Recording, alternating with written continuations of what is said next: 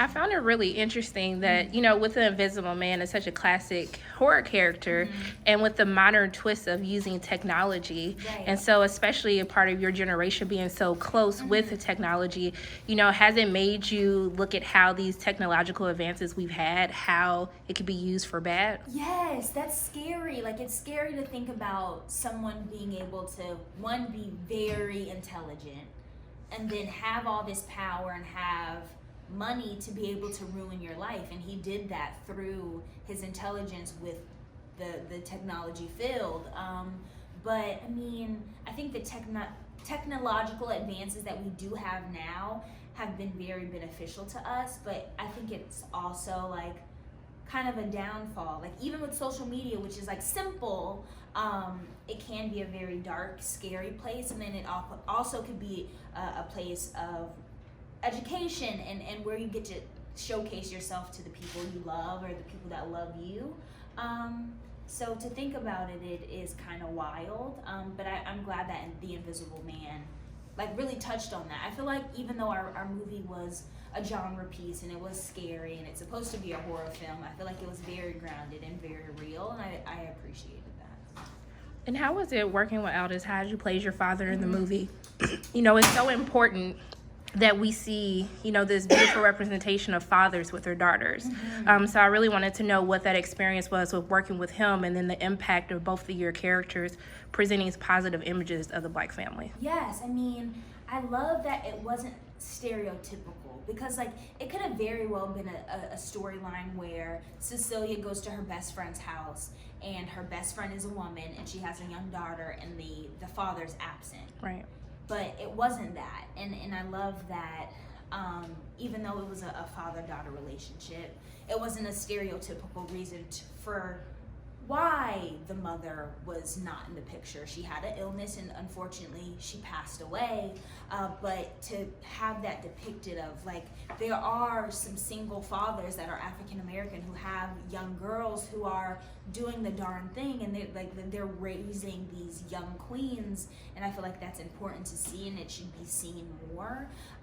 But to go back to James and Sydney's characters, I feel like you really felt that bond between each of them, and they really look to Cecilia Sydney looks to Cecilia as like an aunt or even a mother figure, and then James looks to her as like a best friend. So to be able to see that dynamic and see that, like, it could, and then at the end of the movie they could have very well fallen in love and they could have been a family, but it wasn't that. It was just like, I'm helping a friend get through this tough time, and we're going to continue to be friends, and I'm going to continue to support you.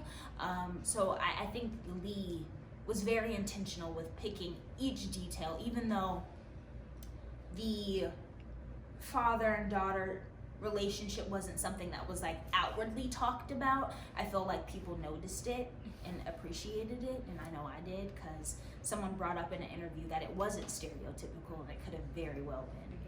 I know it's a very heavy, intense movie, but are there any memorable moments on set that you had while filming The Invisible Man? Yes, I mean, we created such a beautiful bond on set to where we'd be in distress and crying and screaming, and then when Lee would call cut, we'd be like laughing and going back to like our reality. And I find that beautiful, because I feel like when you film a scary movie, people think you're supposed to be scared and supposed to be frightened the whole time, but I think that creates for like a bad environment or like a tense environment where you feel like you have to walk on eggshells. But Aldous, Lee, and Elizabeth have the best sense of humors ever, so it was fun. I'm glad that we had that balance of like being scared and doing our thing on camera, but also having fun. I find it interesting you said that, you're into fashion just like your character.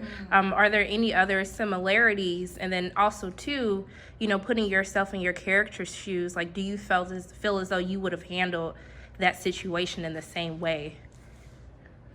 That's an interesting question. Okay, to the similarities, I feel like Sydney is just a young girl who is mature for her age, and I think I've been told that quite a few times, that I'm mature for my age. And I feel like with any person, but especially Sydney, she would go to the ends of the earth to save who she loves or try to help who she loves, but she also didn't neglect her feelings and how she felt about the situation, because like I said before, she didn't know if Cecilia was going crazy or not. She didn't know if she was all the way there. So she really had to grapple with the fact, like, somebody that she loves to death is going through something, but she also just doesn't know how to react or how to deal with that as a young person. Right. And I feel like if I was in that situation, I'd feel the same way. Like, I would want to believe you, but like, it's so far-fetched and so out there that you would have your doubts, or at least I would. And then if I was in the situation, I'd try to handle it the best of my abilities, but I probably would want to like try to run away from like all of that. I don't think I'd be in the same house as her. I mean, that sounds harsh. I think I'd try to help from a distance. But as soon as I experience like the Atlanta in you. right? Like, no ma'am. As soon as I like the whole with taking pictures and waking up, I'd be out. Like there would be no opportunity for you to punch me in the face. There would be no opportunity for you to strangle me in the hallway. I'm not there at all.